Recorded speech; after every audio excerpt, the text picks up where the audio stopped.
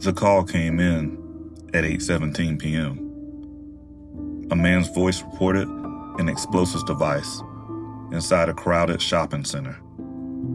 Police evacuated the building. Bomb technicians searched the property. No device was found. But making a false threat is still a crime.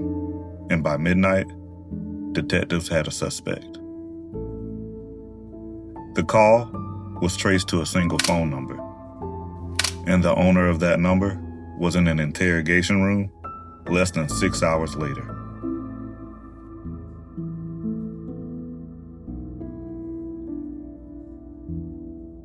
You know why you're here.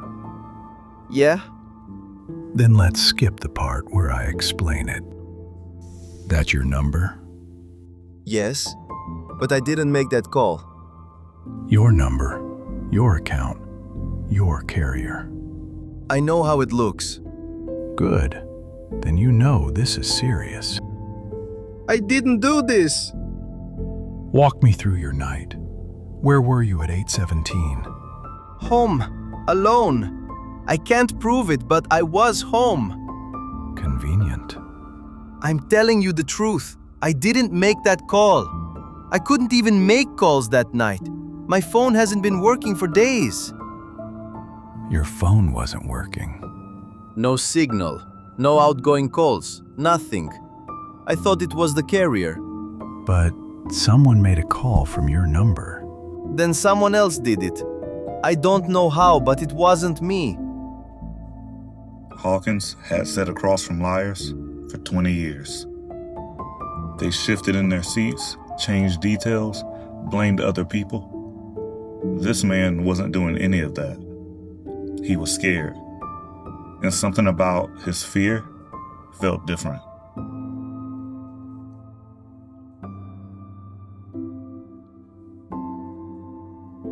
The evidence was clean. The call originated from the suspect's number. The carrier confirmed the connection. The timeline matched.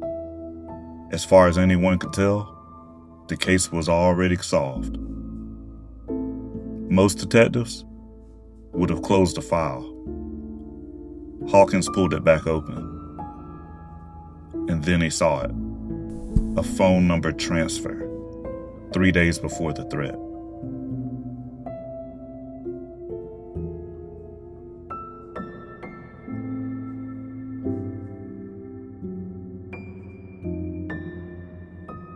According to the carrier, you requested a replacement SIM card 3 days ago. I never went to the store. That's not what the records say. Then the records are wrong. I'm telling you, I never went. The record showed someone had walked in and requested that transfer. In person, with an ID. As far as Hawkins was concerned, that someone was the suspect. But he pulled the surveillance footage anyway, just to be thorough.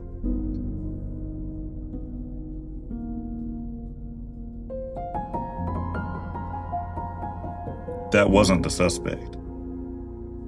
Now the evidence looked different. Not wrong, incomplete.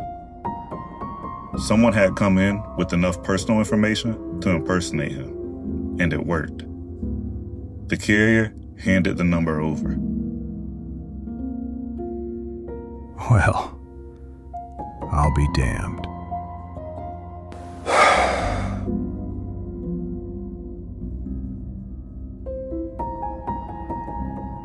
Did you ever actually go to the carrier store to fix your phone? No, I kept meaning to. Never got around to it.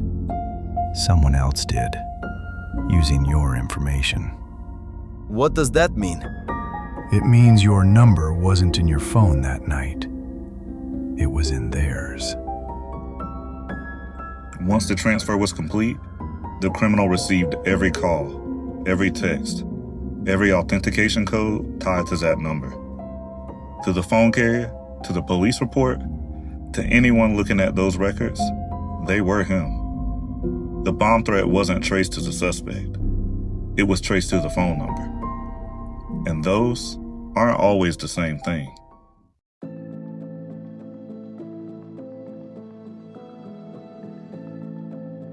This attack is called SIM swapping. Criminals use stolen personal information and social engineering to convince mobile carriers to transfer your number to a device they control.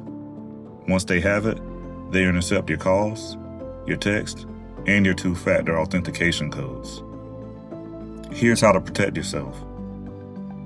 Tip 1. Set a carrier account PIN. Require it for any number changes. Tip 2. Use an authenticator app instead of SMS for two-factor verification. Tip 3. Lose service unexpectedly? Investigate immediately. Don't wait. Tip 4. Enable carrier account notifications for any account activity. SIM swapping. Who would have thunk it? But the real criminal is out there somewhere, and I'm gonna find him and book him. The evidence wasn't fake. The records weren't wrong. They were pointing at the wrong person. In cybercrime, what appears obvious isn't always true. If you enjoyed the video, make sure you hit the like button and subscribe, because we break down real breaches, real tactics, and real ways to protect yourself. Stay safe, stay aware, and I'll catch you on the next one.